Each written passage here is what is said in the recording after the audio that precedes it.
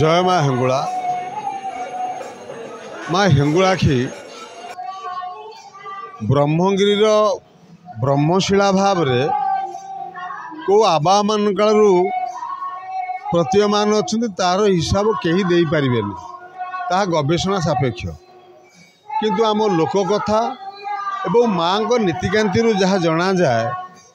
तेणु किए कहे तते पर्वतर कन्या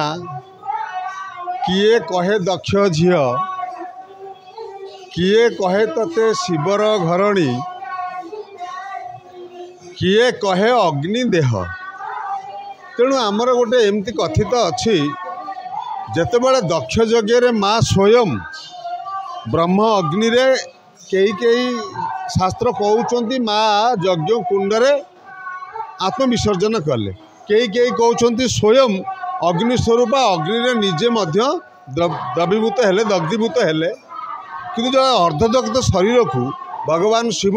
जोग बल जानिले एवं समस्त प्रेत प्रमथ अनुसर्ग जाई कहले जे वीरभद्र जाई कहले जे माँकर यज्ञ कुंडरे शरीर विलीन होती भगवान शिव आसीचंती जेतले कांधरे पकईकी माँकर अर्धद शरीर को बुली समस्त देवता माने भगवान विष्णु पाखे प्रार्थना कले कहले प्रभु जदि प्रलयकर्ता शिव एपरी भाव में माँकर अर्धदग्ध शरीर को कांधरे धरी बुलती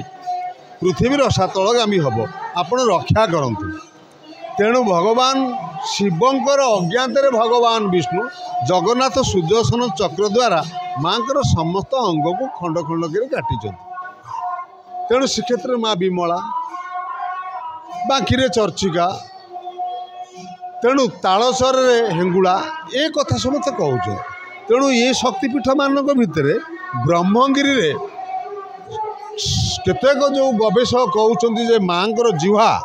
आमर चाउलिया गंड गोटे चिलिकार गोटे प्रकांड गंड अच्छे से गंड भितर माँ सतींकर जो जिह्वा पतित होते ताहा ब्रह्म ओंकार लिखित ब्रह्मशिला भाव रे सही चिलिका गर्भरे थिले माँकर स्वप्नादेश जो सिद्ध साधक मान सेतेबेले थिले ग्रामर वरिष्ठ गरिष्ठ मान थिले तांकु माँकर स्वप्नादेश हैला जे मते उद्धार कर एवं ग्रामवासी मातालापुर ग्रामवासी आउ एमती भी कहती भगवान शिव जेतेबेले क्रोधरे माताल हो गले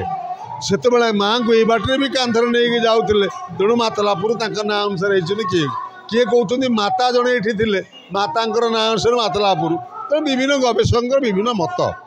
किंतु जेतेबेले अंचलवासी और मातालापुर ग्रामवासी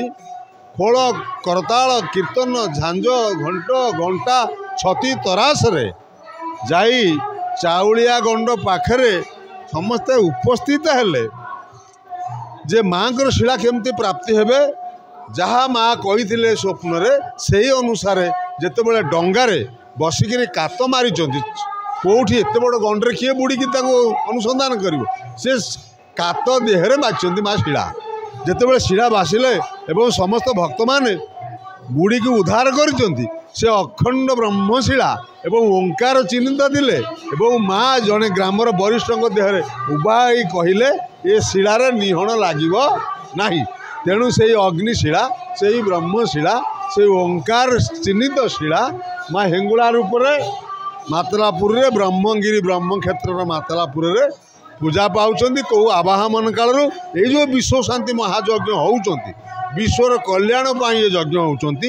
ये चंडी महायज्ञ होउछंती ये रुद्र महायज्ञ होउछंती एवं समस्त देवता मानक ये आवाहन करा जाउछंती एवं अंचलवासींकर पूर्णाहुति दिन जो थाट पटुआर साहीजात माँ निजे चलती प्रतिमा पालिंगी बुलिबे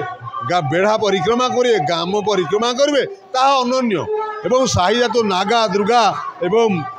पाइक गदा मुदगर ये सब कार्यक्रम वास्तविक ओडिशार एक स्वतंत्र कार्यक्रम एवं माँ हेंगुला प्रत्यक्ष ठाकुराणी ब्रह्मगिरी कणास